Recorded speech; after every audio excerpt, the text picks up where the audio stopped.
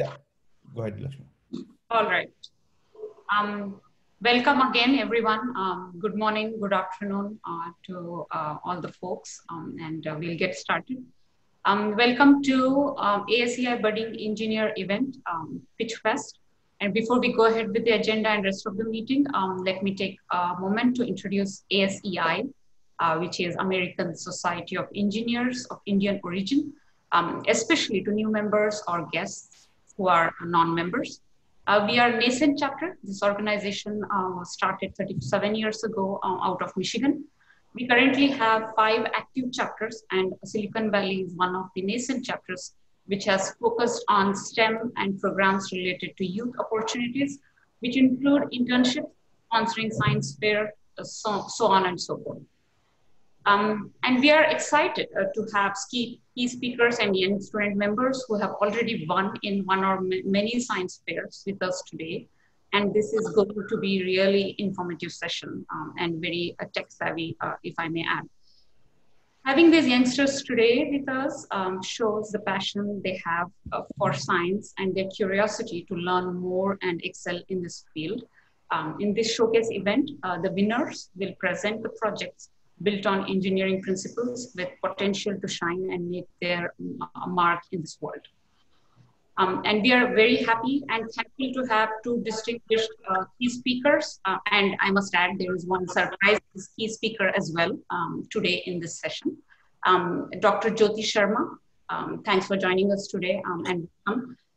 She is a manager in technology architecture and a planning team at Verizon. And Puneet Dixit, thank you, Puneet, for joining us today. He's a digital transformation leader in HCL Technologies. Again, welcome again, and let's get rolling. And let's start the event with some very informative knowledge flowing from our first key speaker of the event. And I have a trivia here.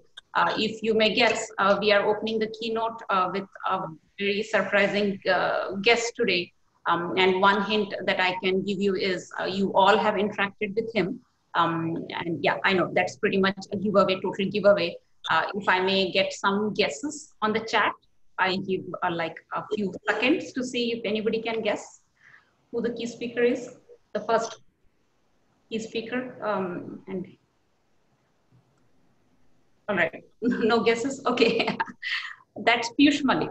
So let me introduce Piyush Malik real quick, and then he's going to speak for us. Piyush has been the founding president of ASEI Silicon Valley chapter. Professionally, he's an entrepreneurial thought leader in emerging information technologies. Currently a senior VP at Silicon Valley startup SpringML, he heads up the Google Cloud business unit and manages key strategic accounts with digital transformation. Previously, Piyush led IBM's worldwide data analytics COE for digital consulting business, focusing on data-driven business transformation. He has also built the global information integrity practice for PwC and has served Fortune 500 clients in 4 continents over the past 3 decades as a management and technology executive.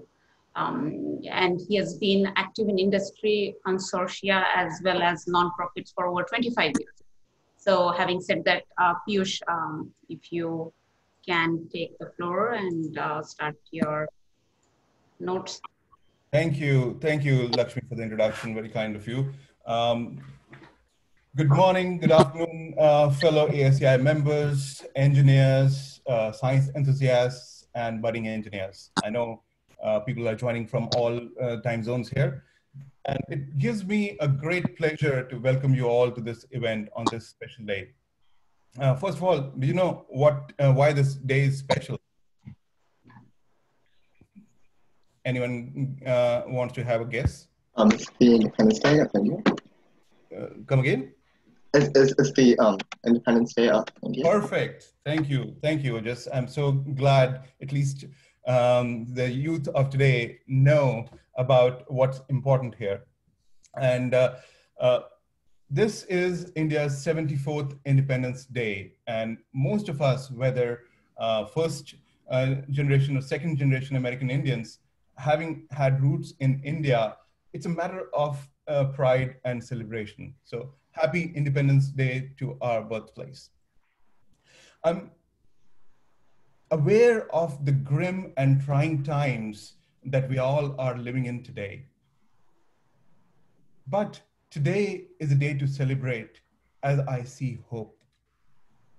Hope in the youth of today that is represented by the 11 bright youngsters who are going to be speaking today, and they are being welcomed and inducted into the Silicon Valley chapter of American Society of Engineers, not because of their color or race or socioeconomic status, but because of their sheer talent and engineering aptitude demonstrated during their high school years and the engineering competitions that they participated and won awards in.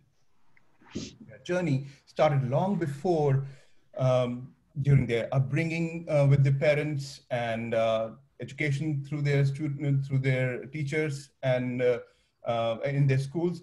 But 5 months ago, exactly on March 12th, where myself and few other ASEI volunteers met with them, and out of more than 1,000 entries, we picked up and awarded the select few, just like what we have been doing over the last 5 years since the inception of ASEI Silicon Valley.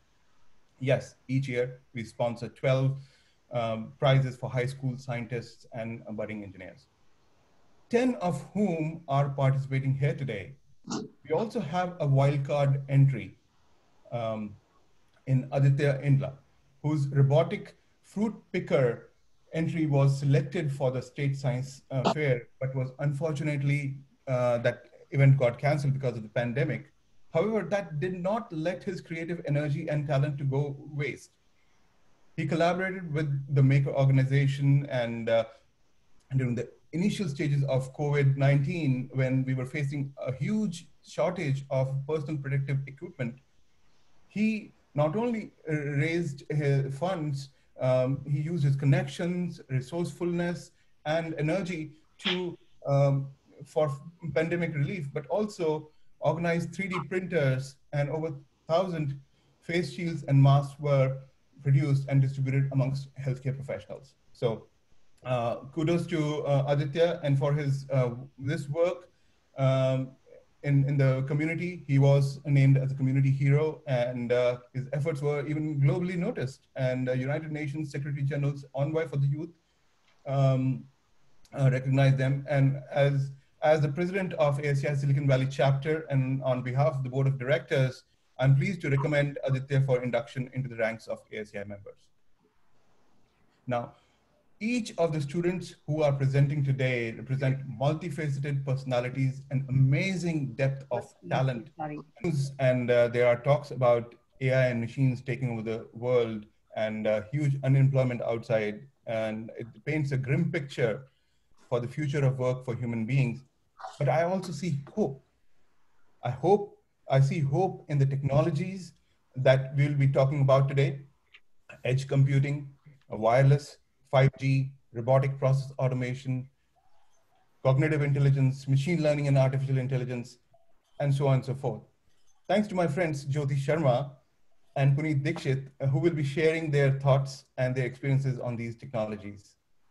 Now, these are not just buzzwords, but for many of us attending this session today, we deal with these in our daily professional lives, working with clients together or with colleagues to build products and services using these very technologies.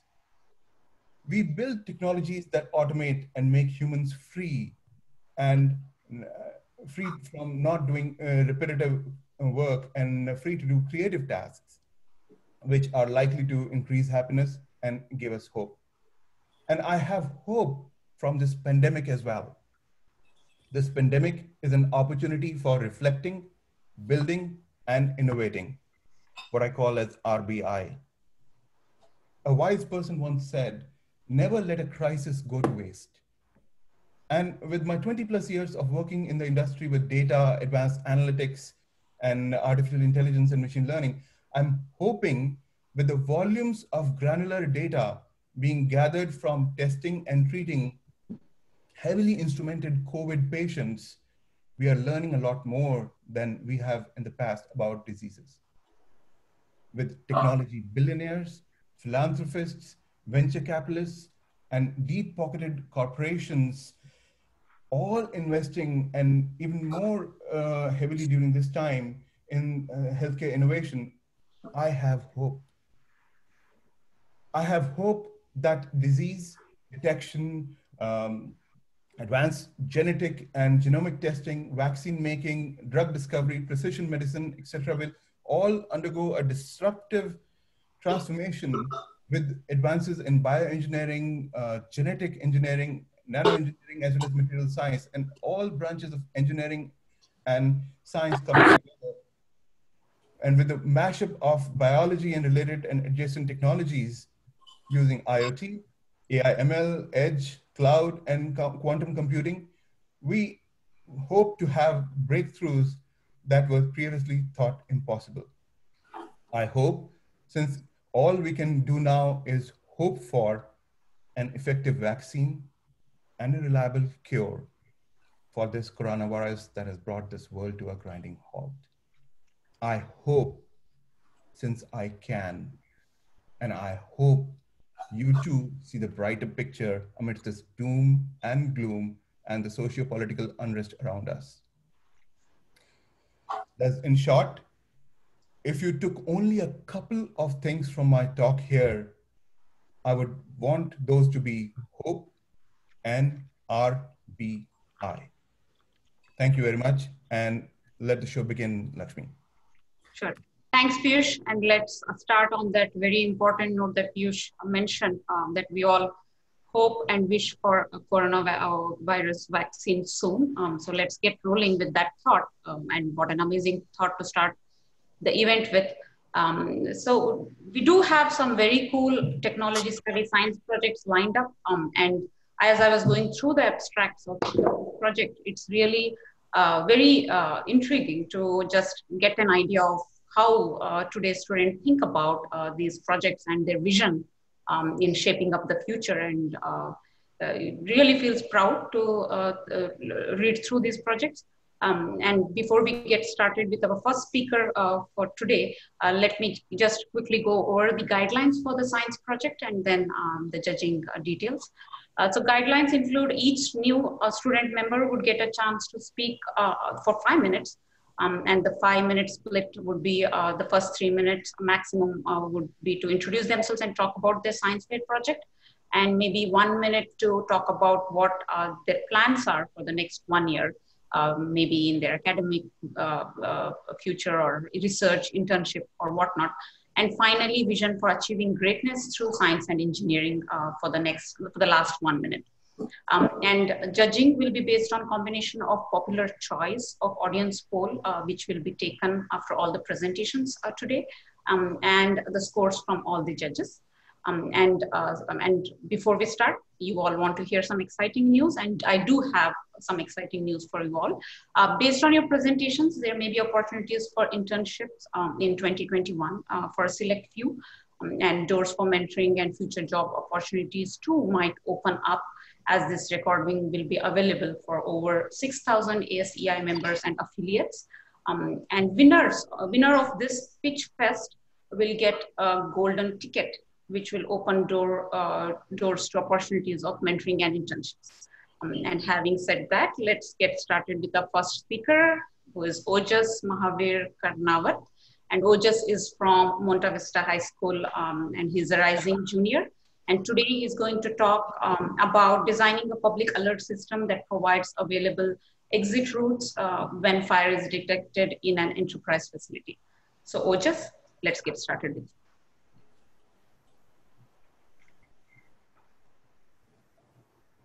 Hello, can you hear me? Go ahead. Should I just restart? Okay, can you see that? A junior at Monta Vista High School, and I'm excited to begin with rethinking emergency mass notification systems. And so my motto is to channel a love for innovation and passion for progress to create real tangible solutions.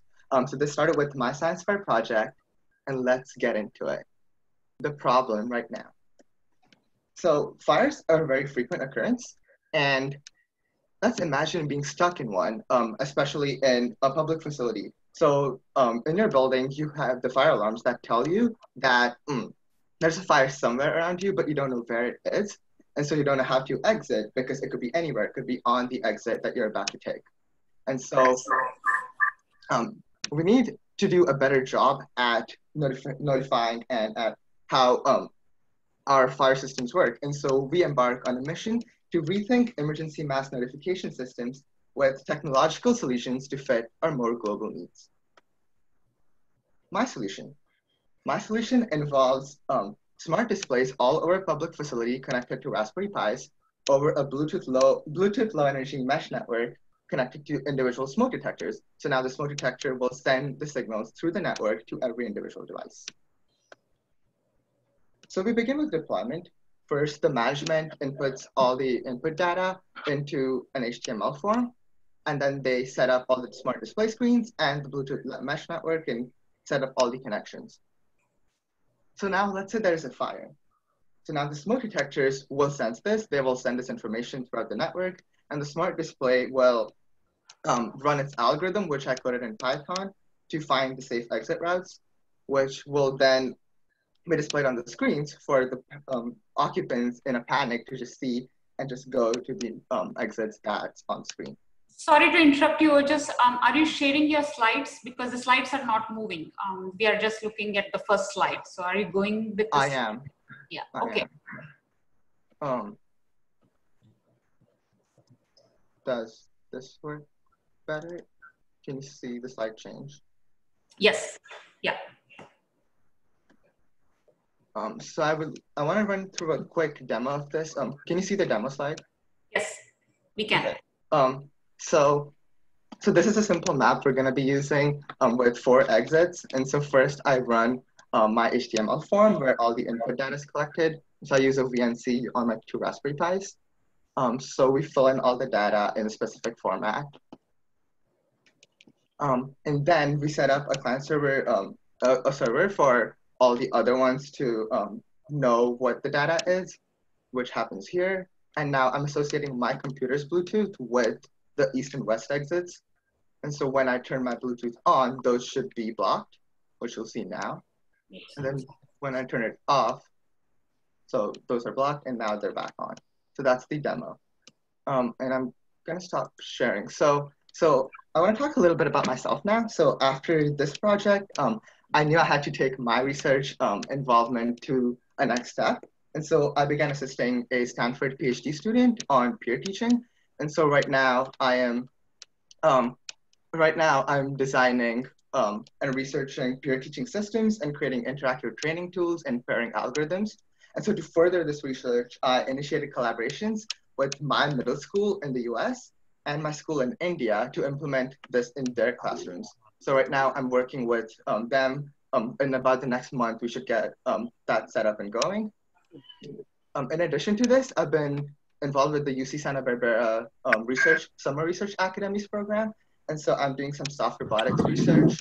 We're designing a novel concussion protection helmet with 2 key novelties that have been previously unexplored. And so we're right now 3D designing and running tests on it. And eventually I want to create a prototype and a physical prototype for real world testing. I'm in the process of drafting a provisional patent and potentially plan to submit a non-provisional patent as well in the next year, obviously, and then submit this to research journals, conferences, and science fairs to eventually get to the point of deployment. And lastly, in addition to a researcher, I consider myself an ambitious leader. So I'm involved in junior class office, school site council, inter-district council, club presidencies, a lot of leadership activities. And so I believe I bring to the table a combination of STEM and leadership, be it through taking the initiative to begin preparing patent applications or reaching out to schools. And so my theory of progress lies at this intersection of technological genius and brilliant leadership. And I envision greatness through applying my passion for real change into my curiosity to explore and innovate the world of STEM and all the possibilities with it, aiming to turn my ambitious visions into reality. Thank you for listening. Hope you enjoy it. Sorry about the delay. No worries. Thanks, Ojas.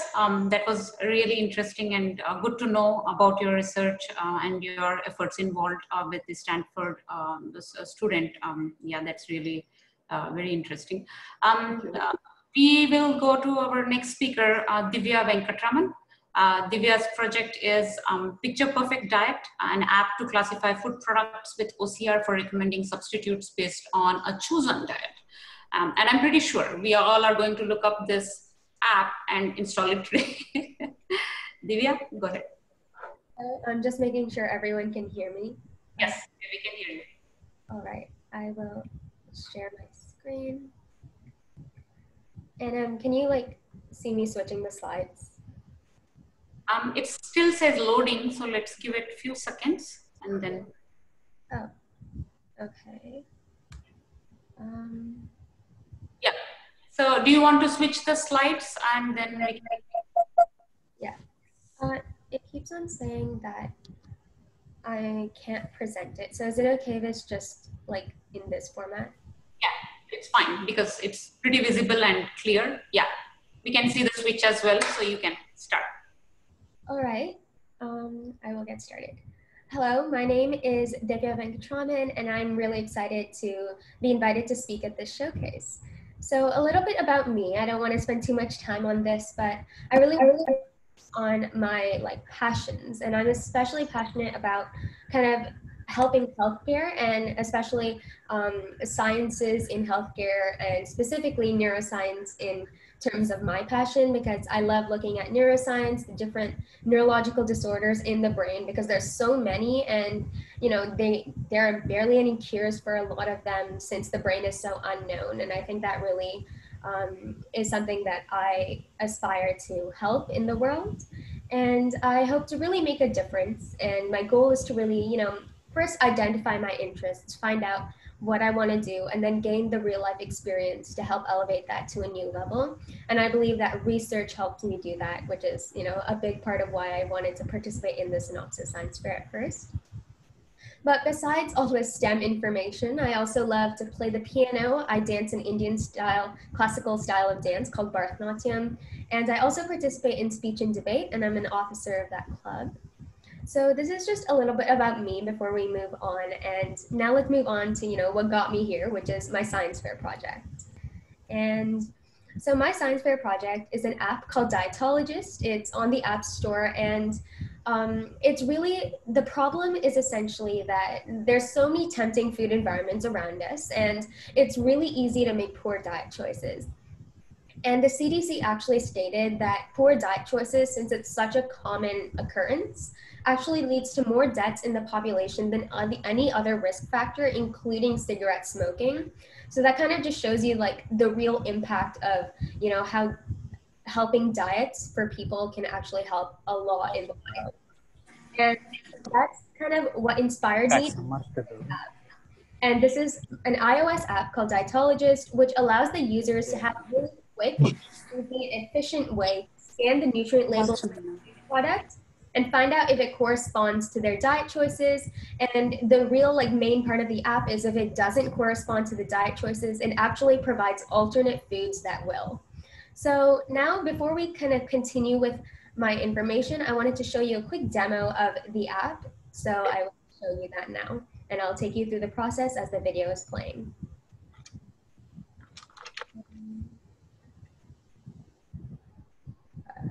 Sorry, give me a second. Okay.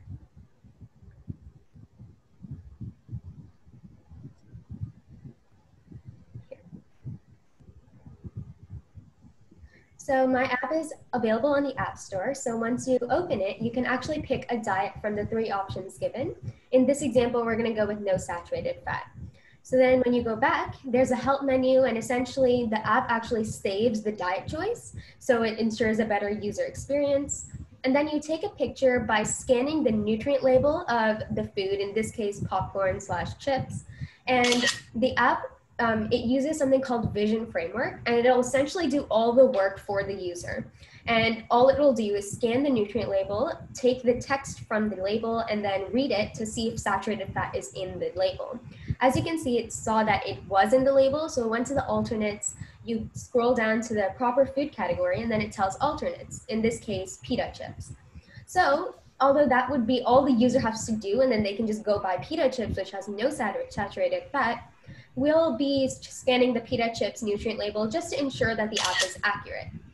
So again, the vision framework does all the work for us, and essentially what should happen is that since there's no saturated fat, it should come up with a check mark, which it does. So that kind of is a quick demo of how the app works. But obviously, making the product isn't the only part of the science fair project. It's also the study afterwards. So I conducted a study with about 12 participants who used the app for a period of 2 weeks. And essentially, all the data showed that the app was successful in that 65% were able to not eat the desired food and were instead eating the alternate food. 99.6% actually said that the app accurately classified the data, and 95% of the participants actually said that the alternate was accurate. So that's really nice for the app to show that it has data behind the product. But obviously, there's always future advancements that can be done to the app. So I just wanted to list a few. I want to really expand my food database of alternates. I want to increase the diet options provided and enable users to actually customize their diet. So they can say, I want only less than 5 grams of a nutrient or something more customizable. But now that we're done with the actual science fair project, what are really my plans? And obviously there are academics, there's all my extracurriculars of piano, dance, speech and debate. I volunteer at the Tharika Foundation to help advocate mental health. And obviously internships would be great. But also I really want to highlight on research, and I'm definitely not going to let COVID-19 stop the research. And I really want to further this app in that maybe find some people who could help me like sponsor the app, or because it's already on the App Store and I have data on my Apple feed of who uses it, and people are downloading it from all over the world, which really shows that it's making a difference and it's getting good feedback. So that's kind of what I want to do in the future. But finally, although this slide is filled with images, it's essentially what I want to do to achieve greatness through science and engineering. And I'm actually going to stop sharing here and kind of explain more about that. And yeah. Sorry to interrupt you. You are a little more than 5 minutes. Yeah, so I'm sorry about that. We'll have to move to our next presenter. That was great to know about the diet app, and I already see a chat which says from Amrish that they've already downloaded the app from the store. So you have a thumbs up there. So thanks for that. And moving on to our next speaker is Nidhi Matihalli. And before we move ahead, I just want to reinforce the guidelines that are the 5-minute time limit, and we are timing each of you. So I will start interrupting when you have 30 more seconds to go going forward, so that there is, the time is ending soon. So Nidhi, next up is you. Nidhi is a rising sophomore at Saratoga High School. And today Nidhi will be talking on an application to help the visually impaired read money using AI machine learning. Nidhi, here you go.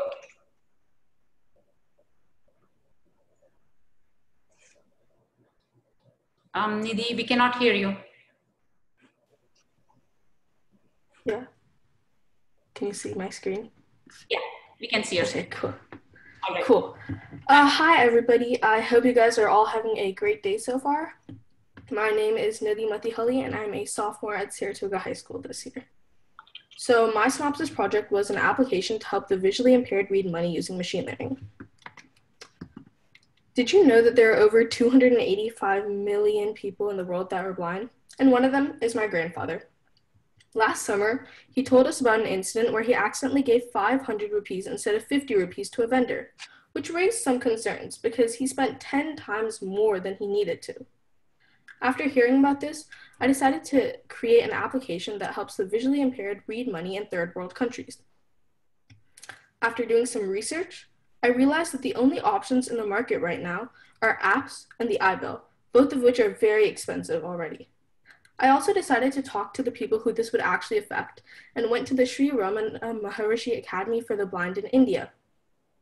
Over there, the students told me that the best way to solve this problem would be to create a cheap, robust, and effective way to read money using machine learning or AI. I also consulted with Professor Dragutin Petkovic at UCSF, who told me that the physical method would be the best as well, because blind people have a really hard time using phones due to the fact that they're really, really tiny screens. Next, I decided to go on to try to figure out how I would actually create this device. I looked into a couple options and decided that the best would be to use a Raspberry Pi and a Pi camera, which would only result in $20. And the iBell is $220 and the smartphone is $500, which in comparison is really expensive to this cheap add-on. The next step was to actually create the program itself. I decided to create the machine learning model and split it into two steps. The first was using the Google Vision's AutoML API. Using that, I created two models, both of which had an accuracy of over 80%. And this is really great. However, this has its limits due to the fact that AutoML has to be connected to the internet or use a public IP address, which costs over $30 a day. And since this project is used in order to reduce the cost as much as possible, this is doing the exact opposite by making it more expensive. So therefore, I decided to create my actual machine learning model by myself. And I used Keras and TensorFlow libraries, as well as OpenCV and sklearn. And then I created 4 different models. And they have accuracies as 20%, 35%, 44%, and 70% as shown below. And the main difference is the number of images, the number of layers, the different filters, and the different activation functions that I used. And by tweaking those values, I made the accuracies improve little by little. And then after that, I connected it to the Pi camera in order to actually take the picture. So I transferred the model over to the Raspberry Pi. And overall, what the final device does is it takes a picture of the dollar bill using the Raspberry Pi and then identifies it using the model. And after it identifies it, it uses a text-to-speech algorithm in order to actually say it out loud so that the blind person or the user can actually hear what denomination and know what the denomination in question is. Currently, my device looks like this as shown in the top image below, but I'm planning to transfer it down to a Pi camera, a Pi Zero for right now, so it'll look like the version down below. Finally, my next steps are to convert this device into a PCB to make it more compact and lighter so it can be installed on sunglasses. I also plan to visit different blind schools and get feedback on the device so that I can actually see if this device would work in real life. I also plan on improving the model accuracy, which I'm currently working on by using support vector machines, and I'm also experimenting with the KNN algorithms to see if key points and descriptors work better. And I'm also continuing to work with Professor Anaga Kulkarni at UCSF, who is mentoring me on my research and helping me improve my model. And finally, my vision for Titch. Sorry, I can't hear. Yeah, Nidhi, you have 30 seconds. Okay. So finally, my vision to achieve greatness through science and engineering is to create different devices that will help improve the lives of a visually impaired person living in a third world country. And using these skills that I have and will develop, I want to create different products that help communities. And as a first step, I would like to start by transforming this prototype into a fully functioning device and give it to those in need. Overall, I hope to help others lead an easier and better life using the skills that I know. And I want to encourage all of you to help those in need, because every small action that we can take can create a huge positive impact in others' lives. Thank you for listening, and I hope you guys all have a fabulous day. Thanks, Nidhi. Yeah. That's really helpful app, and I'm pretty sure you're going to have a lot of enhancements to it, like we discussed in our science fair project as well before. Good luck with your effort there.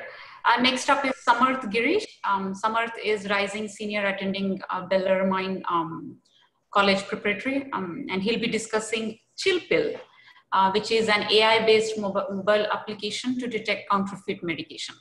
Samarth? Yeah. Hi, can I just share my screen real quick? Yeah. All right. Go ahead and share. Yeah. Can you all hear me? Yes, we can hear you. We can see your screen. Great. For some reason, the present, its feature is a little not fine. great, so I'll just keep it like this. All right, hi everybody. I'm Samarth Garish. I'm currently a rising senior attending Bellarmine College Prep. Our project last year was creating a mobile application which can detect counterfeit pills. Now, counterfeit pills and medications are huge industries affecting a lot of businesses and people, many times fatally. When pills are manufactured, counterfeit or not, they're put through an extensive pressing process and pill pressers. However, the counterfeiters do not have access to these extensive, pill pressing processes, leading to the counterfeit pills to have a rougher surface texture than the authentic pills. However, this change in surface texture is very minuscule and not detectable to the naked eye. So in my project, I created an app which can detect the authenticity of a pill by just taking a picture of it. So first, the user takes a picture of the pill, as you can see in the screenshots, and then the app converts the regular picture from the camera into a surface plot using the standard matplot library in Python.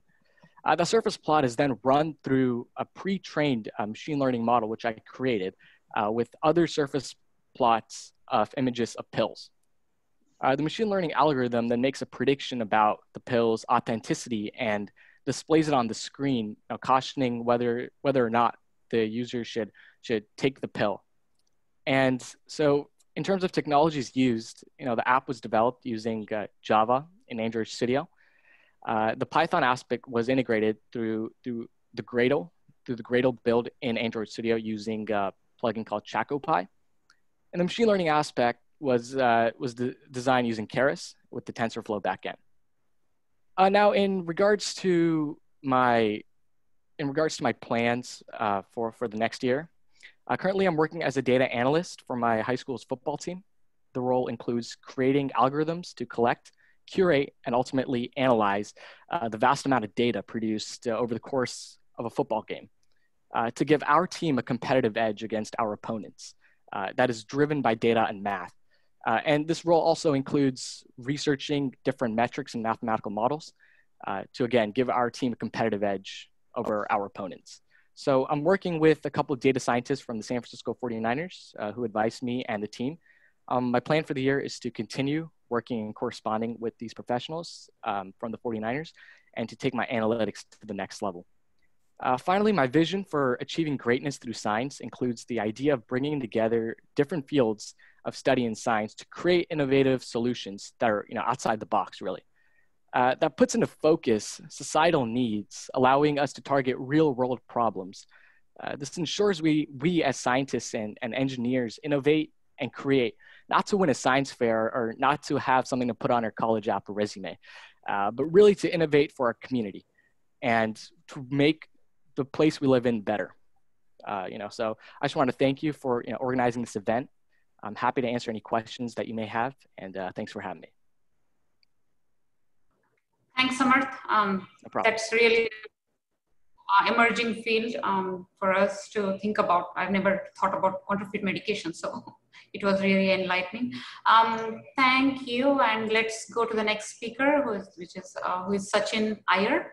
Sachin is a rising senior at Evergreen Valley High School, and today he'll be discussing his project, which is determining the viability of cell-compatible organic stents using bioprinting.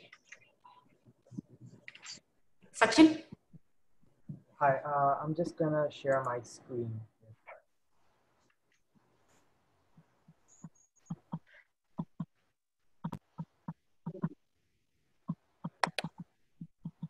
You're not able to see your screen, Sachin. I think it's having an issue. I think I'll just present anyway. But you want to try one more time? Because it didn't even say loading, so you want to try one more time? Yeah.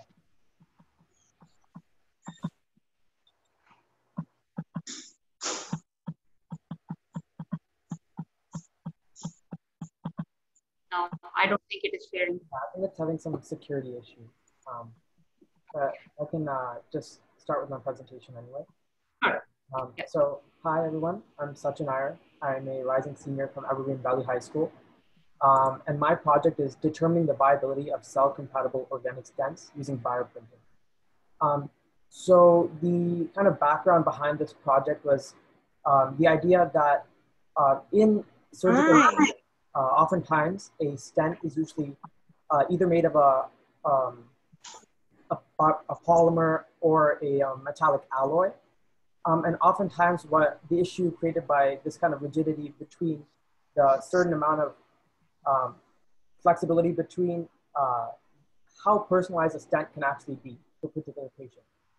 So if a patient's artery has a particular deformity or some process within it that could actually not suit the fit of a normal stent, this is where our project kind of comes into play, where we thought of bioprinting customized stents. So the idea between our organic stents is they all use organic materials. So one of the main materials that we used in this project was sodium alginate, which is derived from algae, as well as calcium chloride. And both of these products, when combined, create a rigid yet flexible substance called calcium alginate. And I have some pictures here. I could maybe share the individual files after the presentation. But through using a interface called Quanterface, we communicated with 3D bioprinters, which printed out a plane of a stent pattern in which that we eventually rolled into the stent shape. So that was pretty much the gist of the project. Now moving on to plans. I'm currently interning at the Stanford Spencer Research Center of Ophthalmology as a student trainee. So there I'm helping write manuscripts for the research team, as well as doing retinal imaging, merging on Photoshop.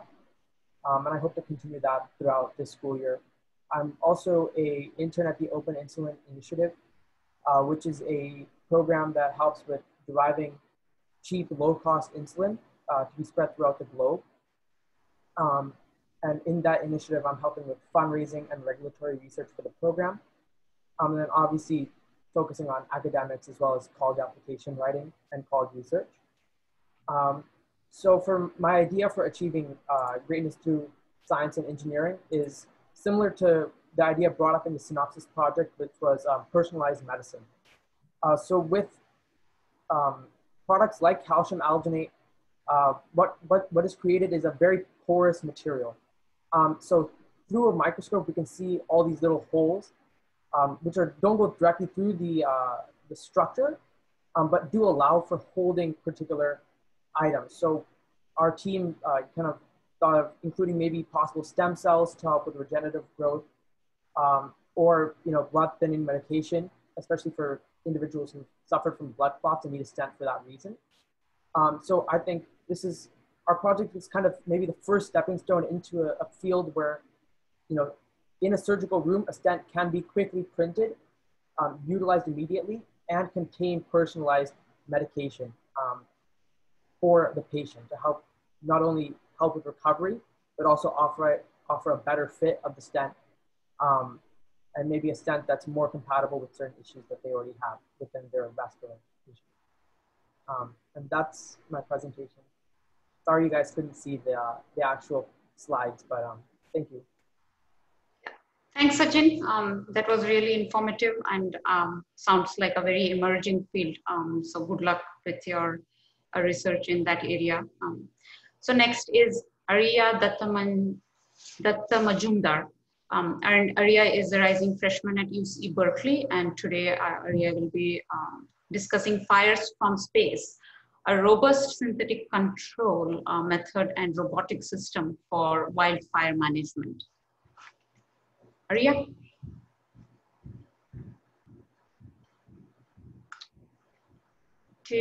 Do we have Arya on the call? Because I didn't hear her earlier as well. Okay, let's see if she joins us later and then we can circle back. But right now we will go ahead with our next speaker, who is Isha Jagdish. Isha is a rising sophomore at Saratoga High School, and today she'll be speaking on improving awareness of the visually impaired with a wearable device using computer vision, AI, and a voice-driven app. Isha? Hi, can you see my screen? Yes, Isha, we can see your screen and we can hear you very well. And go ahead with the presentation. Okay, thank you. Hello, everyone, and thank you for joining me here today. My name is Isha Jagadish, and today I will be telling you about the award-winning project I worked on this past year and entered in the Synopsys Science Fair, improving awareness of the visually impaired with a wearable device using computer vision, AI, and a voice-driven app. So first, a little bit about myself. I love to utilize technology to help people. In fact, that's what has driven me these past few years and continues to drive me today. Since my middle school years, I have been working on science projects that help people. In 8th grade, I worked on a genomics project that identified certain ethnicities that were more susceptible to certain diseases. Similarly, in my 9th grade year, I built a device to help the visually impaired become more aware of their surroundings using AI technology. Finally, this past summer, I furthered my AI and genomics knowledge by working on a research project aimed to evaluate the genetic risk factors behind Parkinson's disease. In each case, my goal was to help certain groups of people. But on a more personal note, I love baking and playing badminton. I also enjoy music, and I'm part of the marching band where I play the clarinet. Finally, I love to swim. So in layman's terms, here's a quick overview of my project. The goal was to design a smart voice assistant device called Smart Assist for the visually impaired that could sense an individual's surroundings and alert them when something was near them, which would ensure their safety. So some of the objectives of Smart Assist were that it had to be low cost, so it would be affordable, able to work offline and not need to be connected to Wi-Fi all day, attachable to a probing cane, while also being lightweight and wearable.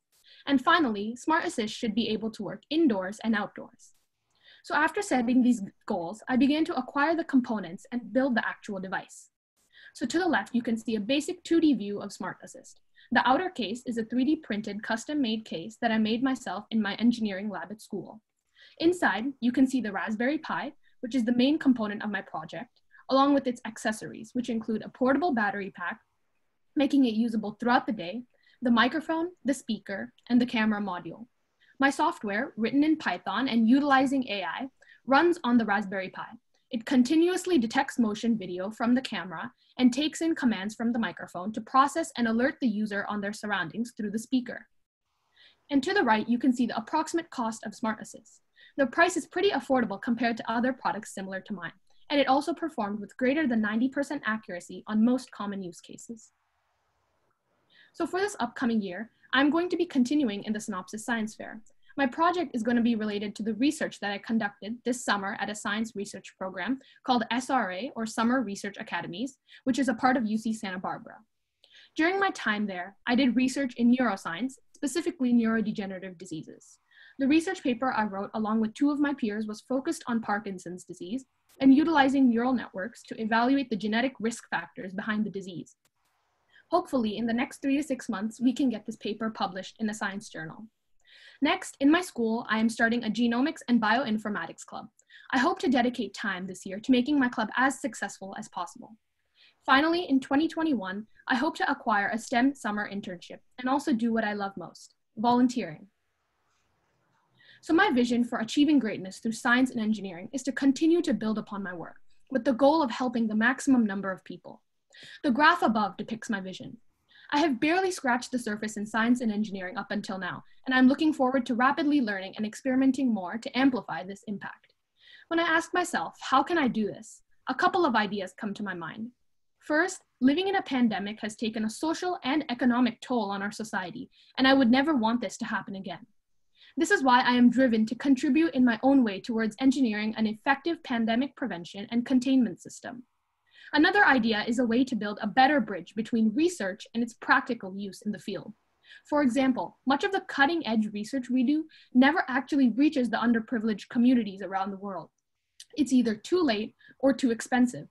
So this is why I would like to not only work on impactful engineering projects that are cost-effective, but also seek out active partnerships with NGOs who can help quickly deliver them to those in need. I'd like to give a huge thank you to ASEI for welcoming me into their organization and providing me with the opportunity to present here today. Thank you everyone for listening. Thanks so much, Isha. That was very well timed and yeah, a very interesting project, and I really loved your thought on pandemic prevention. Keep that thought going. We need more energy there for sure, looking at our current situation. Next up is Anusha Ghosh. Anusha is a rising freshman at University of Illinois, Urbana-Champaign. And today she'll be talking on a novel extreme precision approach to UAV autonomous delivery, implementing ultra wideband width tracking. Anusha? Hi, the quick note, the presenter of that project is myself, Jyoti, not Anusha. So maybe the projects might have mixed up. Anusha, which one is your project? My project is actually a novel program for the translation of American Sign Language through the use of computer vision and gesture recognition. So yeah, I think the projects might have gotten mixed up. All right, so I think that could be copy pasted on my side. Sorry about that. So Anusha, can you go ahead with your project presentation? Of course. Yeah, give me a second to present.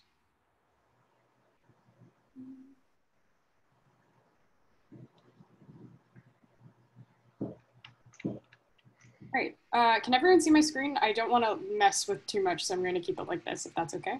Yes, we can see your screen and we can hear you very well. You can go ahead and get started. All right, cool. So as I said earlier, my project was a novel program for the translation of American Sign Language through the use of computer vision and gesture recognition. So the purpose of this project was to translate ASL, because ASL is a common way for people who are deaf or hard of hearing to communicate, but it's not a language that many people learn. Most people don't learn it in school and don't have any knowledge outside the fact that most deaf people use it. And people who don't rely on ASL have no real way to translate the language. So this program was a way for me to be able to create something that bridged the gap between the deaf and hard of hearing communities and the speaking and hearing communities. So the goal of the project was to find a solution that translated ASL in order to provide this means of communication. And so through the program that I created, I was able to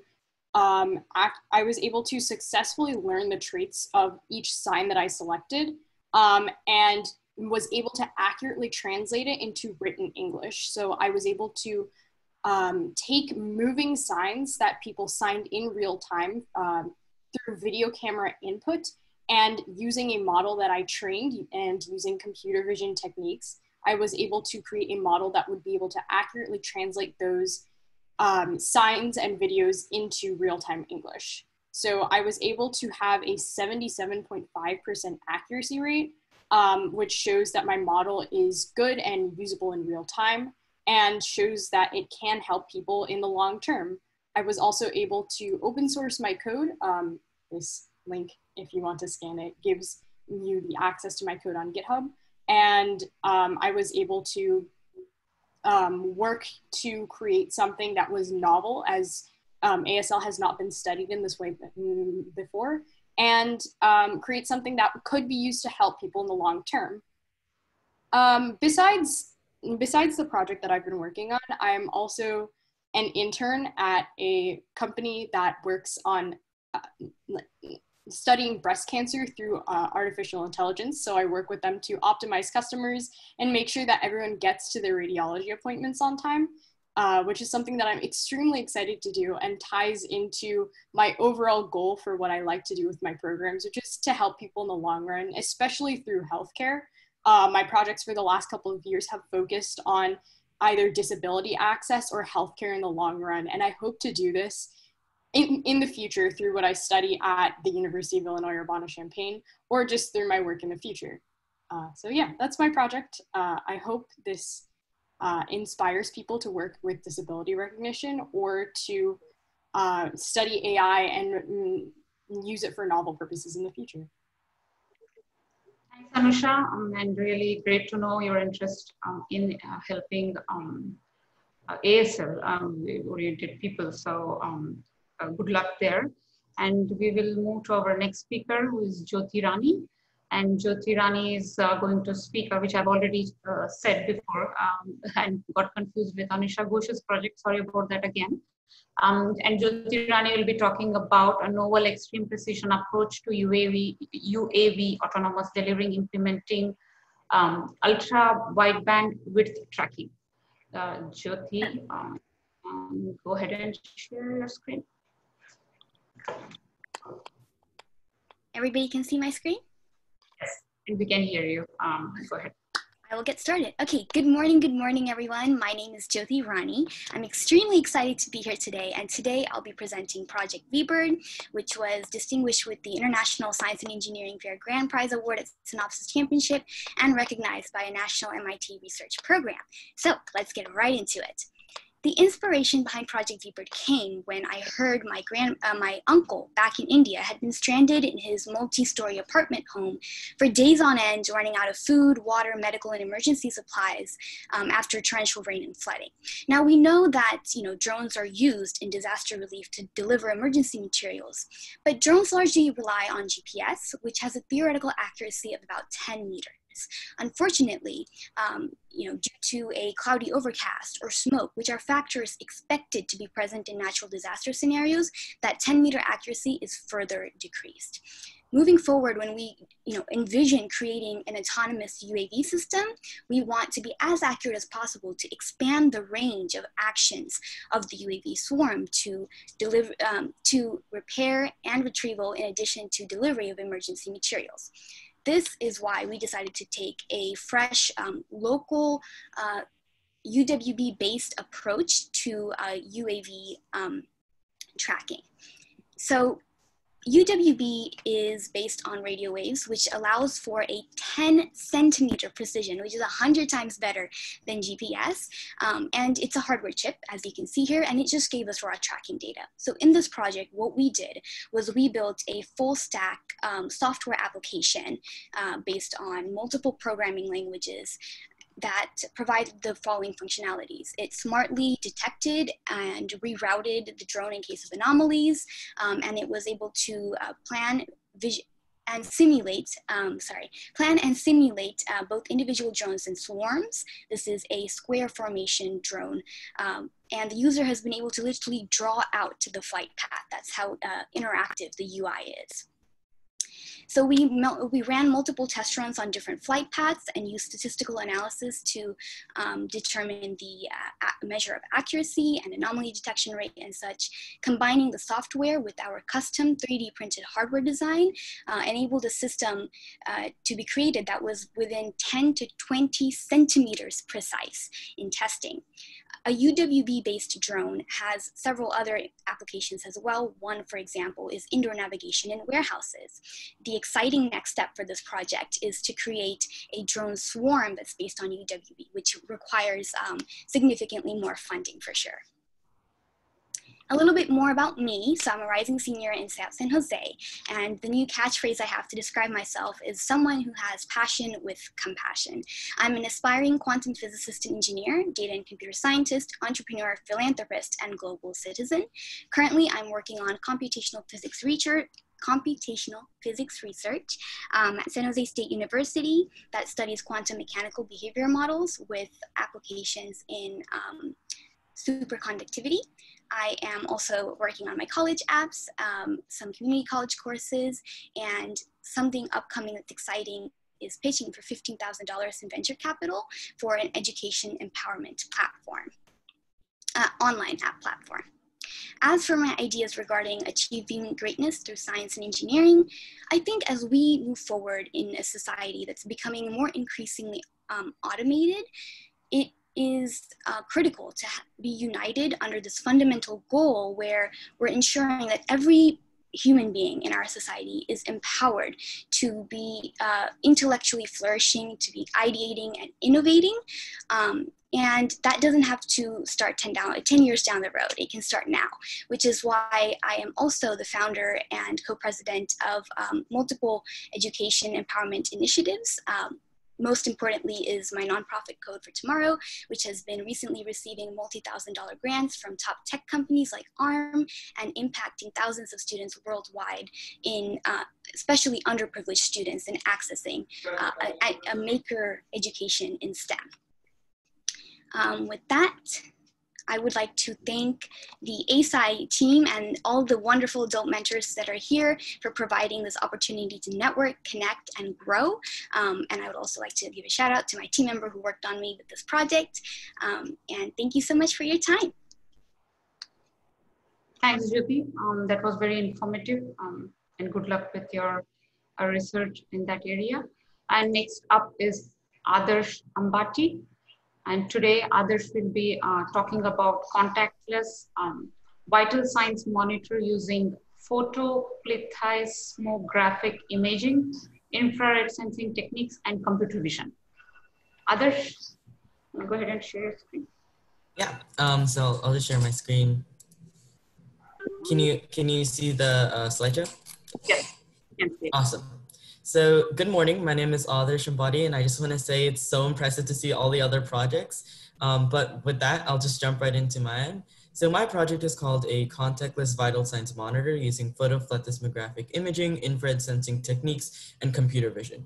Essentially, my project is a low-cost, contactless, continuous monitoring prototype that detects and logs skin temperature, heart rate, respiratory rate, blood pressure, and blood oxygen levels, all without even having to touch the patient. It reads all 5 of these vital signs to develop a comprehensive health profile. And the contactless feature can help with triaging, reducing the exposure of healthcare providers or first responders during infectious and hazardous situations, just like the current COVID-19 outbreak. Additionally, the device provides continuous monitoring capabilities for monitoring the general health of babies, the elderly, and the sick. So in the next slide, you can see that the MLX 9640 infrared sensor reads the temperature of the subject, and that's how we measure skin temperature. Blood oxygen levels are evaluated through a formula found from a paper called Conva 2014, where in the formula it compares the composition of blue versus red pixel counts from each frame to identify blood oxygen levels. Moving on, you can see that heart rate is detected by a technique called remote photoplethysmography.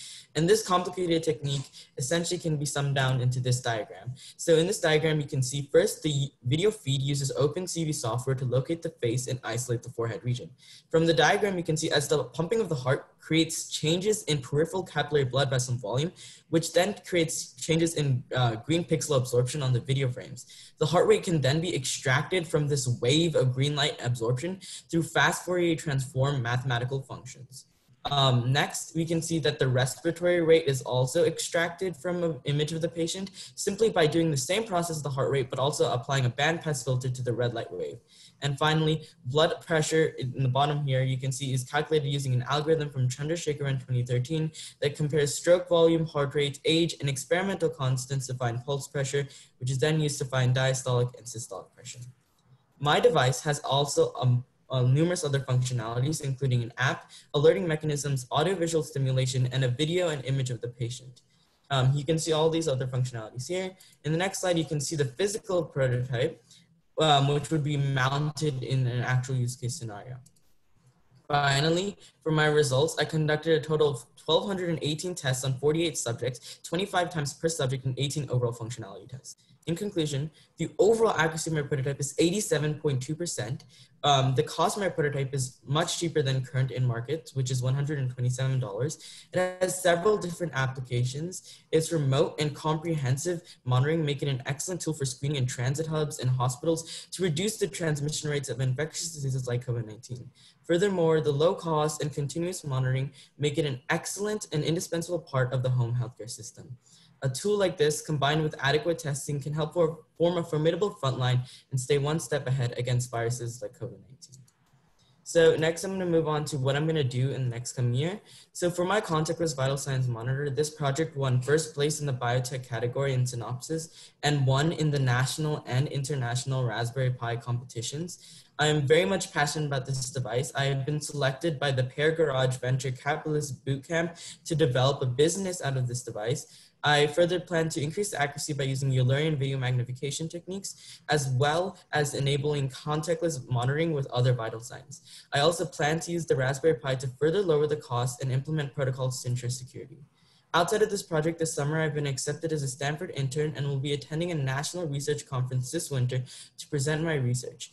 I will also be continuing with my other nonprofit organization, Grow Stems, to provide STEM education and climate change awareness for all, especially to underprivileged communities. So far, with Grow Stems, we have raised over $4,000 and taught 100+ activities. Some more about me: I've been recognized by international organizations as an environmental hero and a finalist in the Gothenburg Sustainability Competition for my environmental projects. Additionally, I'm a member of my district's youth council promoting environmental advocacy and equal opportunities for all. Thus, I want to lastly talk about my achieving greatness through science and engineering. For me, the first step for a great engineering project is identifying the problem. By being aware of problems within society and one's own personal life, you can engineer amazing solutions. Then the most crucial step is applying your passions to identify the solution to the dilemma in the real world. For example, my project first started off when my mom had a 3rd-degree heart block and was forced to go to the ER. And there I saw how she was hooked up to numerous wires.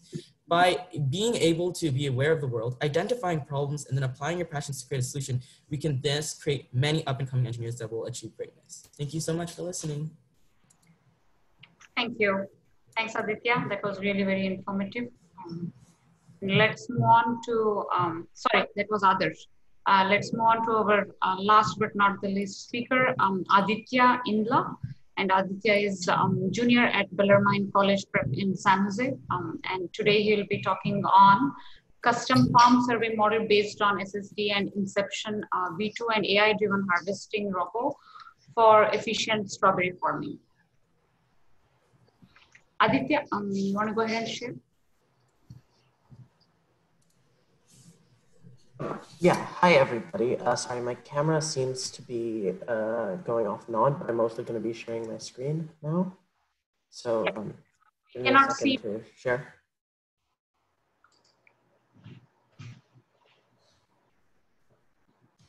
Just give me 1 second to share my screen. Sorry.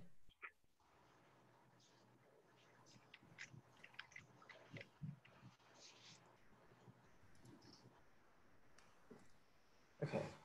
Can you see the shared screen? Yes, we can see your screen. Okay. So my name is Aditya Indla, and I'm a rising junior at Bellarmine College Preparatory. And my project today consists of 2 parts. The first being a custom farm survey model based on SSD with Inception V2 to identify strawberries. And the second part is an AI-driven harvesting robot to increase the efficiency of strawberry farming. And so the basic problem I wanted to solve with this project is the fact that currently strawberry farming is massively inefficient. Currently, strawberry farmers end up having to throw away approximately 30% of their crop every year once the season ends. And as a result, strawberry farming is extremely wasteful and very inefficient, leading to strawberry farmers right now making less and less money.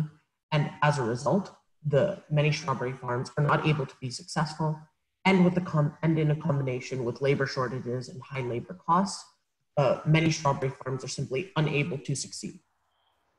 And so I thought a possible solution to help solve this problem could be image recognition services and machine learning, which would be used to analyze a farm and provide more information to the farmers about their crops. And so the first part of my solution was to create a custom image recognition model to identify ripe, unripe, and semi-ripe strawberries, as current image recognition models have not been trained on fruits like strawberries, which are far smaller and oftentimes have very few distinctions between what a ripe strawberry is, an unripe strawberry, and an overripe strawberry. And so I collected data from multiple actual strawberry farms and used that in order to create a model that would be able to identify the strawberries. And so the first part of my model, or the first part of my solution is actually implementing that model to create a survey system on a farm. And within that survey system, a drone or some other device would take pictures of a farm and then classify and identify the number of strawberries on the farm, as well as how ripe they are, how many are overripe, and how many are still unripe, allowing farmers to more efficiently plan labor and harvest schedules. I then decided to implement that identification model on an automated harvesting system that would use a custom model in order to identify and pick only ripe strawberries.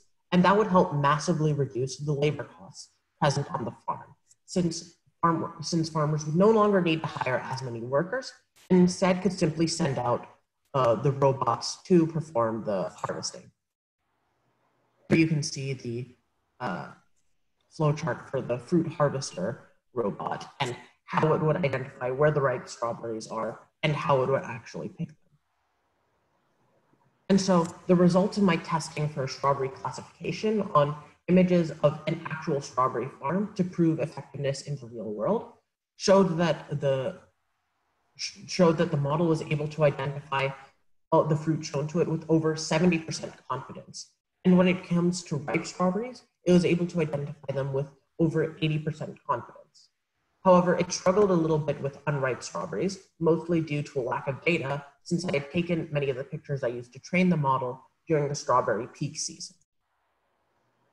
And here you can see some examples of what the screen would show to a farmer after he took pictures of the strawberries. And the unripe strawberries, the fully ripe strawberries, and the overripe strawberries have been boxed and highlighted and categorized as well. And so the harvester robot was even more effective.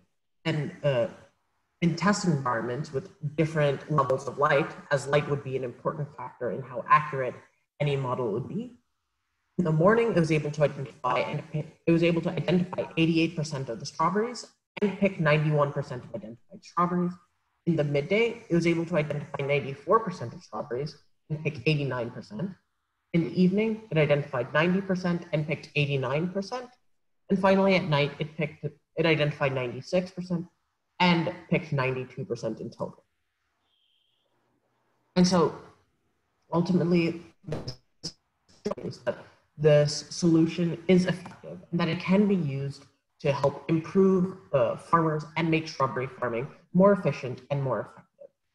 And this has been a part of my vision for the future, is to work on projects like this to help create, to help solve real world problems using science.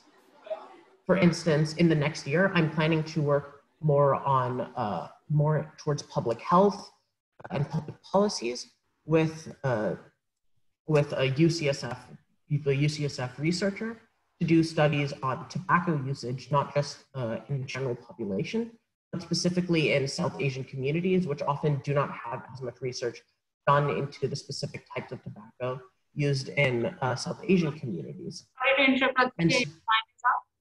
Okay. Sorry about that. Thank you so much. That was a very interesting project, and I definitely feel like eating few strawberries now. So, all right.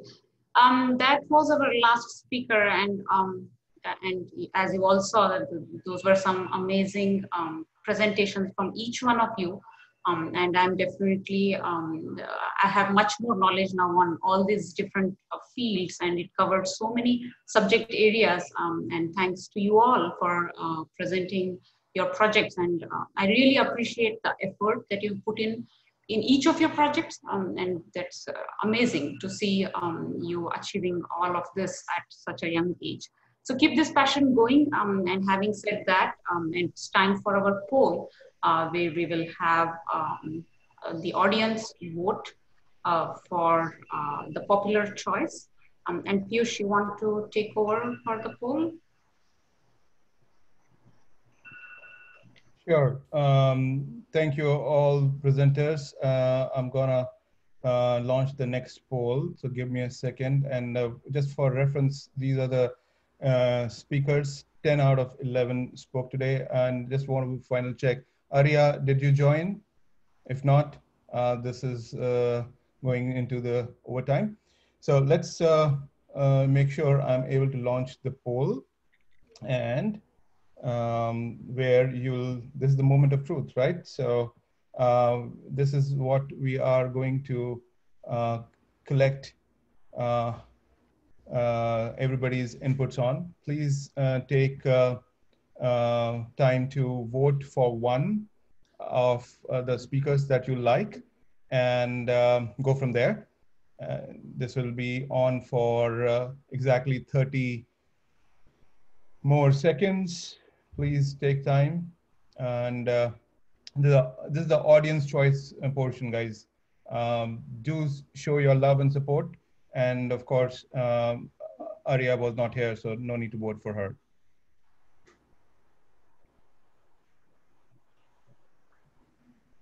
We have 50% of the people who have voted. So another few seconds. I have a question. It seems like we had two groups and not all the names were in each group. Is that correct? Yeah, that's correct. You could basically vote for either group 1 or group 2. You will be able to do that way. Okay, just press OK. And we'll be taking time to tally all these things towards after the session ends. So please, last 10 seconds, and I'll take the poll away. Is there a way to verify what we voted?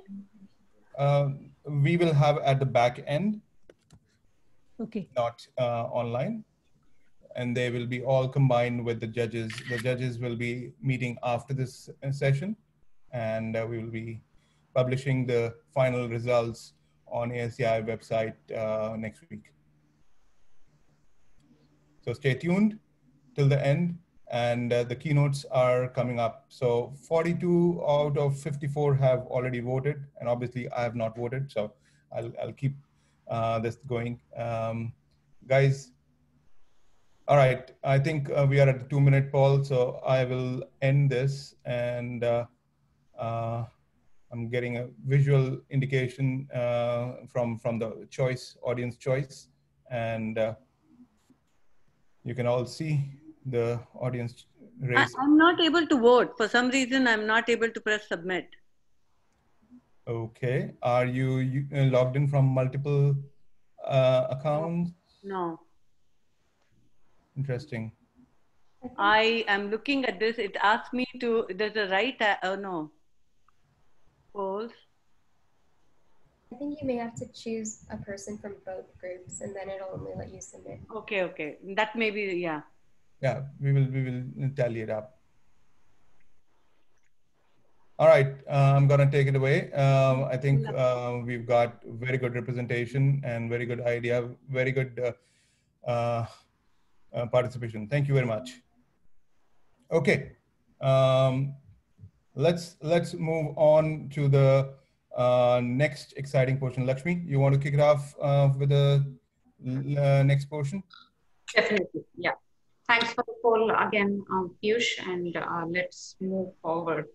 Yeah, so before moving on, I just wanted to do this for all the presenters today. Let's all give them a round of applause. Although we are not able to be in person, let's give them a round of applause for being the high achievers they are, and keep motivating them and doing more and giving back to the community. So here it is for all of you. Good job. All right.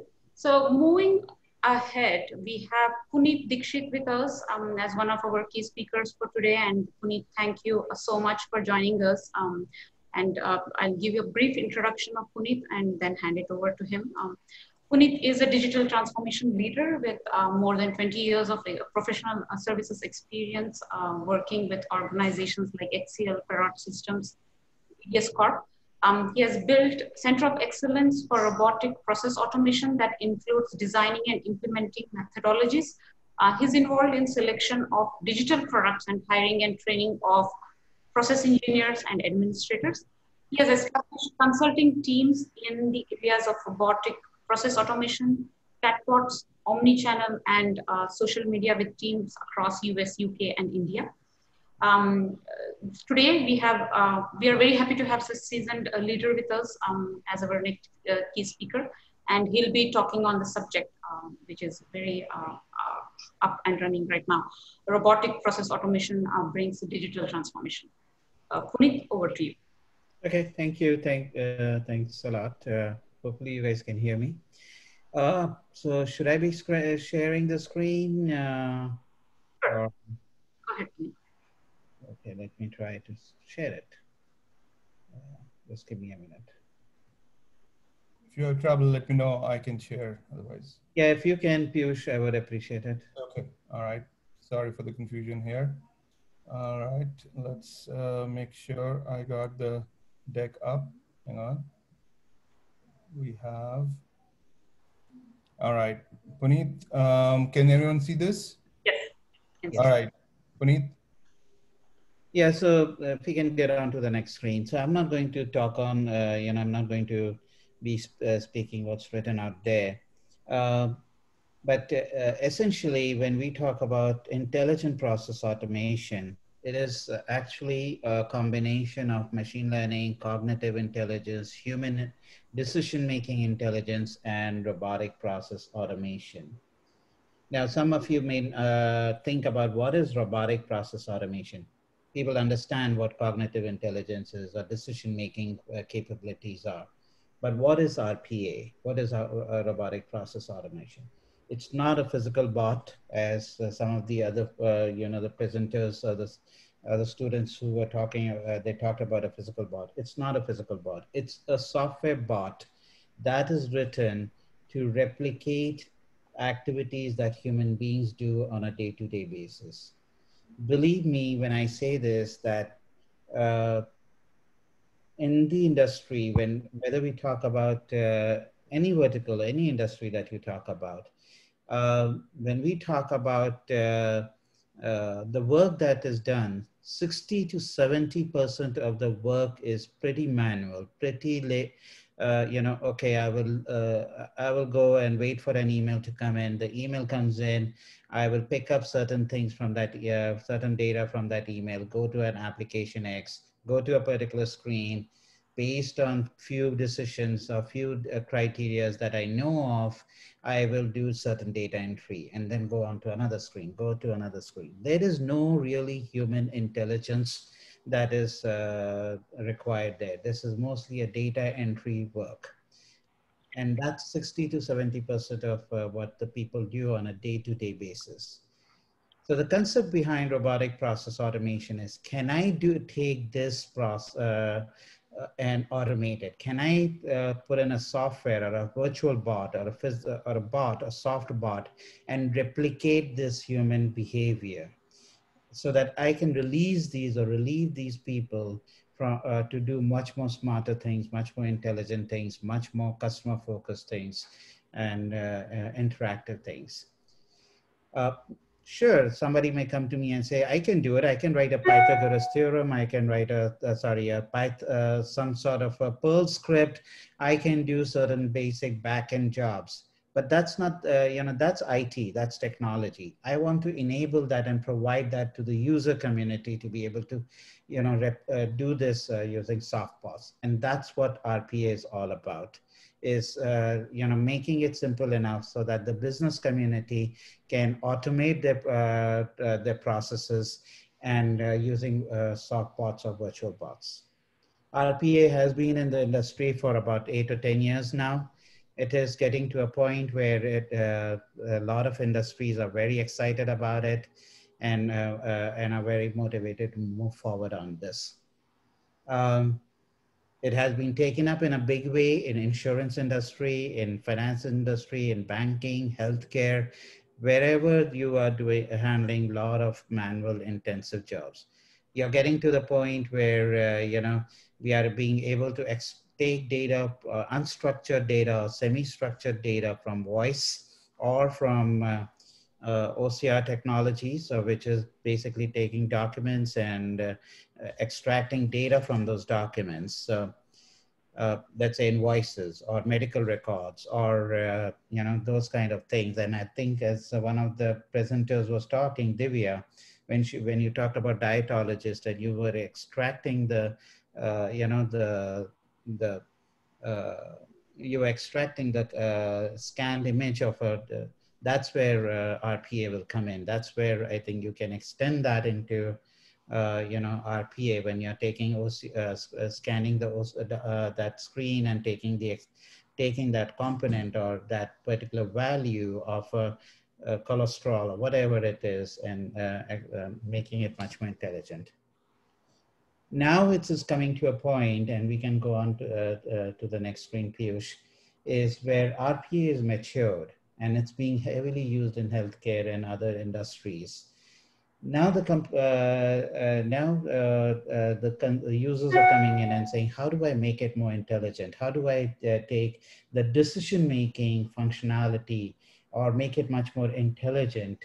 And so that's where our RPA is merging with other digital technologies to combine, to call it what I would call it as digital, basically call it intelligent process automation or digital transformation or digital technologies. What is IPA then, or intelligent process automation? It is a combination of RPA, where you use a bot to handle. Sorry to interrupt you, Puneet. 2 minutes more to wrap up. Okay. Yeah. So we take that, and we take that. Basically, you're taking the RPA technology along with knowledge management systems, which are decision-making systems, along with this machine learning and analytics and deep learning functionalities, and chatbots, virtual chatbots, to make it much more intensive and much more, intelligent. Is intelligent process automation there? No, it isn't there yet, which is where it is becoming so exciting that in next 5 years, this is going to be at a transformational area. Can you get to the next slide? And I'm not going to repeat this slide, but it's a transformation that I'm showing you here, where we are talking about manual work, which progressed into RPA and now moving into the automated side of it. Piyush talked about hope, because coming out of COVID, coming out of people are working from home, people are being, this is where, while the rest of the industry may be taking a hit, I strongly believe that digital automation is where, is gaining or benefiting from the situation that we are in right now, where, the companies are saying, how do I now, because people are working from home, that means you cannot really ask people to do data entry work from home. There is a data security issue. There is a whole lot of other HIPAA compliance issues, audit issues, whole lot of issues. So how do I take this and automate that process? And that's where the journey is moving on to. And that's what the transformation is going to be. So some of the benefits that I'm going to talk about, RPA, or intelligent process automation, basically what it does is that it improves your average handling time. It improves your processing times of, that it takes to do any kind of work. The bots don't sleep. They work 24/7. So you can be doing this job 24/7. It reduces fraud. It reduces the chances of any audits, or reduces the errors that can come out of audit. It obviously reduces cost, because bots will replace what I would call as dumb data entry work, and relieving people to do more intelligent work, more customer-focused work. It definitely improves quality. Scalability is another one. So when we talk about seasonality, when you have sales and, when you have, let's say COVID, for example, where all of a sudden we need a lot of medical people coming in. So what it can do on the healthcare side is that it improves the scalability in the sense that the bots can do menial jobs, whereas the really intensive human involvement is where the doctors and the medical staff can take care of it. So that's the seasonality, that's the scalability improvement that it does. Data security is another reason. You can no longer allow people to take the documents or take the data home and do the data entry from home. So that's where the bots come in, and they can do the job through a secure cloud environment. Capacity to do more. Again, that's where the seasonality is, especially in the retail industry, especially in other areas where there are 3 months when there's a high demand and the system goes down, or the demand goes down. So that's where that's where the RPA will come in. So it's an exciting time actually during this recession that we are in, during the COVID issue that we are in. This is one industry that I honestly believe, or one technology that a lot of people would be, a lot of companies are starting to look at and use them. Basically, it's simple. It's not complicated. If you think about it, in any kind of an RPA work, I would say 25% is technology and 75% of his business. So with that, I'll hand it back to you guys. Thank you. Thanks, Lakshmi. Thank you for giving me time to talk to you guys, to the team. Thanks, Puneet. That was really great to hear from you. So much years experience in that field. Moving on to our next speaker, Dr. Jyoti Sharma. So Jyoti is a manager in a technology architecture and planning team at Verizon. In this role, Jyoti is responsible for defining architecture and strategy for Verizon's network, enterprise, and consumer products and services. Jyoti has more than 20 years of industry experience in technology and telecommunication roles, including wireless systems, engineering, and systems performance. Jyoti currently serves as the chair of Women in Engineering at the IEEE New Jersey section. We are very pleased to have you here, Jyoti, and thanks for joining us today. Having said that, please go ahead and present on this very interesting topic, which is edge computing and 5G. Thank you, Lakshmi. Thanks to ASEI as well for having me here. And thank you, Piyush. For many of you who don't know, Piyush and I were classmates when we were your age. So it's a real true privilege to be here. And after listening to all of you, I think this was the best way to celebrate India's Independence Day with all of you, and listening to all your presentation. I'm really honored to be in your presence, and our future looks really bright. And I am part of Women in Engineering. So another great thing was to see so many girls presenting their research. And I am really, really thrilled to see that. So I've been working in the wireless industry since my master's, which I started way back when, and in the Asian Institute of Technology after I graduated from Delhi. And then I did my PhD in the area from the IIT Delhi. And I've seen this wireless industry grow from 1G to all the way to 5G. So I can share some background with all of you. The work that you're all doing, it's going to have a huge impact, and technology is going to play a huge impact. But what's really nice to see is that you're also thinking of the society. You're not just technologists or engineers, but you are really thinking beyond on how to make an impact on the world. And I think that's what a technologist should be. I think I realized it much later in my career, how to impact the society by joining Women in Engineering, IEEE, or by joining other organizations and mentoring other students like you, giving internships to students like you. But I share with you with 2G, your parents might tell you, it was mostly text messaging and it was just voice, which your students of your generation or kids of your generation can't even imagine. There were no applications, a large size, big wireless phones, which weighed some 3-4 pounds.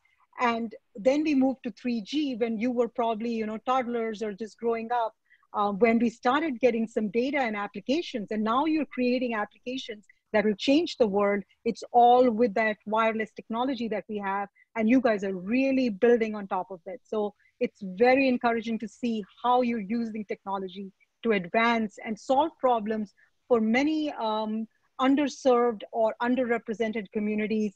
I've seen some presentations about how you're helping people who have blindness, or you're helping using AI learning to detect medicines or to detect a strawberry going bad. So you're really applying it and how to scale it as well as making it cost effective. So you are true entrepreneurs using technology today. With 4G, we saw high speeds, high bandwidth, and now with 5G, we're going to see transformative experiences with many IoT devices and high bandwidth. I think there was one presentation on ultra wideband. So if we move on to the next slide, 5G relies heavily on ultra wideband. That's the spectrum that 5G uses to provide you ultra high speed throughput and ultra low latency, very high reliability, as well as mobility and connected devices. So there was one presentation on the drones. Imagine millions and millions of IoT and connected devices on the network. And now you connect those drones, whether it's for delivering packages or for monitoring using computer vision, monitoring some of the strawberry fields or other fields. I was thinking of food going bad in refrigerators, and how do we use this computer vision and other technologies that you are developing to reduce the food from going waste by doing some kind of computer vision and intelligence, AI and ML algorithms in that. So your inventions have far-reaching impact, and I was glued to my seat. I couldn't move because I was so impressed by all your presentations. Moving on to the next slide, these are the 5G currencies, but I said 5G, how does it deliver really high throughput and high speed so that you can download your favorite movie in seconds rather than minutes? You don't have to wait for that thing to keep going around. It's through the ultra wideband millimeter wave, and that spectrum is key to delivering that high speed. There are also dense deployment in cities and new radio technology that the standards have developed. And there are many more technical enablers, but it's not just a new technology that delivers you high speed, but it offers so many new things like low latency. So you're all used to playing games on the computer, and there's cloud gaming, but there is always some delay when you're doing cloud gaming. With 5G, you'll see those latencies going down in tens of milliseconds. And there are other technologies that help, which are precise positioning. So I heard there was a talk about really doing centimeter level positioning. We work on technologies for connected and autonomous vehicles that provide RTK technologies, which is real-time kinetics, to really do that centimeter level positioning. So it was interesting to see another point of view on how to achieve that high accuracy positioning to deliver certain things on the ground using drones. I think all the presentations really leverage the current technologies, which is very impressive. Going on to the next slide. So these are the building blocks of 5G.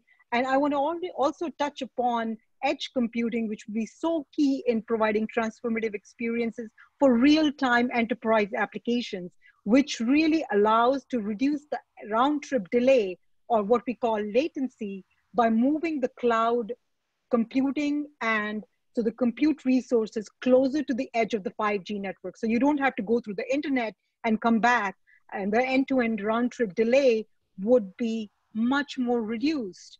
And it will be in the order of some less than 20 milliseconds or even lesser. So in Verizon, we recently announced 2 locations, Chicago and in the Bay Area, closer to a few, where you can really innovate using that technology to have any low latency applications that require under 10 milliseconds of round trip delay on a wireless network. Do read up on AWS Wavelength and on Verizon's MEC. And if you need more information, do reach out to me. But that's where you can use the power of MEC. And I can see in Silicon Valley, you guys are really pioneering some of the work. And I have kids your age, so I'm going to talk all about your presentations to them today. And thank you again to ASEI for this wonderful opportunity and for having me here, both Lakshmi and Piyush. Really great job organizing. I thoroughly enjoyed the presentations, and I'm happy to see where this association can go further. Thanks, everyone. Thank you. I must add here that Jyoti reminded me of something I had forgotten, that we were, last time I saw her was 25 years back, and we hadn't connected in all these years. But when I was looking for this topic, I knew we were connected on LinkedIn and we have our college group, but you know, the flashback of college days came. And I think, Jyoti, you might recall the last time I saw you, I was finishing my master's at IIT Delhi and you were starting your PhD program there. And That's I right. wanted to come to the US. So that was 25 years back. So yeah, it's so great to, and I can't believe, you know, you're a mom of a Miss Teen, Massachusetts. So here it is. Kudos to Jyoti for looking so young and having such a great background in telecom. And just to remind everybody that I also used to be a telecom engineer at one point. So. All right, Lakshmi, where are we with our schedule? I think we have run over by 17 minutes already. And these were our speakers. So yeah, go ahead, Lakshmi. Yeah, thanks again, Jyoti. That was really very good to hear from you. And I like the slides, especially the slide which talks about 1G to 5G. I really loved it. And just to let the kids know, there was life before 1G as well, and we have lived in that era as well. So this is a whole new, different world for us. So you will see. That's right. Yep. Yeah, thanks again. So Piyush, we have a few things lined up, but looking at the time, I think we'll have to cut short those. I don't know if you want to do poll 3 and. Yeah, I'll just do a quick poll 3 while you close. So go ahead. Yeah, so yeah, just wanted to call out Piyush's efforts on this one. So this was not scripted, or I had talked about this with Piyush. Piyush has great enthusiasm in encouraging young kids and young youth to achieve more, and have seen his passion that went behind getting this event going. And I was really very surprised to see his enthusiasm, just like any young kid, on how he was involved and getting this shaped up. And this shows in the stretch that we are having right now with all the amazing speakers. And I think we can keep going. Nobody is like bored or of any of these presentations. So thanks to Piyush for getting this amazing event out and taking care of each of the intricacies and details of this event. And a huge applause to Piyush for investing so much time in this and our future kids. So thanks, Piyush. And having said that, Piyush, over to you for poll 3 and close out. Sure. Hopefully, thanks, Lakshmi. And I think this is a team effort. The entire ASEI board and volunteers help with this. And not only the Silicon Valley chapter, but the national chapter. And just to recap, that there are 6 chapters of ASEI. Of course, Michigan and Silicon Valley chapter are the most active. Michigan is the oldest and Silicon Valley is the newest chapter. And we pride ourselves in serving to the STEM community, basically. And there are things that you will see on our website. So as I said, we will get together with the judges after this, consider the audience inputs, and we will announce the results on ASEI website. And please answer the poll, and this feedback definitely helps us. So I will end the poll now, and 10 more seconds. And with that, I want to propose a vote of thanks to my friends and longtime friends and colleagues, just like Jyoti. I mentioned I saw Jyoti 25 years back. I did see Puneet 25 years back as well, but that was for the first time when I came to the US. And he and I worked at the same place for a couple of years, but we have stayed in touch when we were both part of MCI, a telecom company that no longer exists. So, but yeah, those were the days. And thank you to Jyoti and Puneet and Lakshmi and all the behind the scenes volunteers for making it happen. Thank you to the amazing students who have presented their sections today. And I must reiterate, I really have hope, and I'm very, very positively impressed by all the student presentations. So stay tuned, and please join us how you want to help us. I would love to hear from you. I'm easily accessible. Please connect with me on LinkedIn, and we can go from there. Thank you very much, and have a great rest of the weekend. Bye now. Have a great weekend, everyone. Thanks. Bye.